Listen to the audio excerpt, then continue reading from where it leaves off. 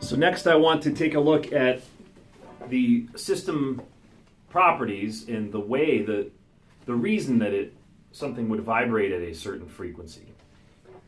So now I've got on the same graph a second line drawn, and this is going to represent a different string. The blue line is coming and going, its sine wave is coming and going twice as often. So there's two sine waves of the blue line for every one sine wave of the black line.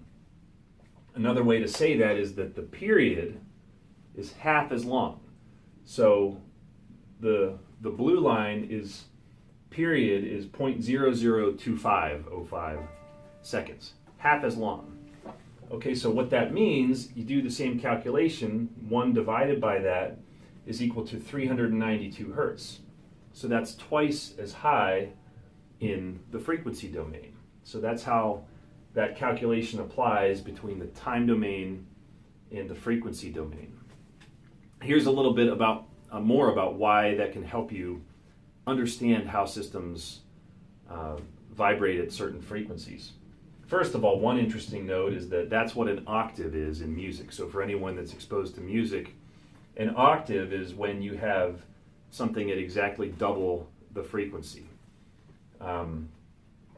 Where that starts to become vibration math is that the frequency calculation for a structure, one of the most basic equations that we'll use is that frequency, omega in radians per second, or 2 pi f in hertz, is equal to the square root of stiffness divided by mass. Here's how to just make a bit of sense out of that. If you have a structure, picture a pipe or a machine, if you want to increase the frequency, you increase the stiffness. A way to look at that on an instrument is that you can shorten the length of the string. When you shorten the length of the string, that effectively increases the stiffness. So where I am here, going from black to blue, I'm shortening the length of the string.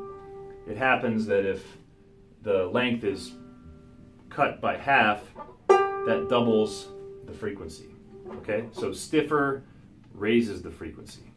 The other thing you can do is increase the mass, which will decrease the natural frequency.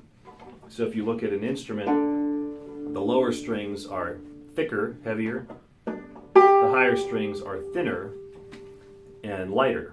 And just understanding those two things gives you a bit of a starting point to understand how these equations are going to be used as we get deeper into the theory.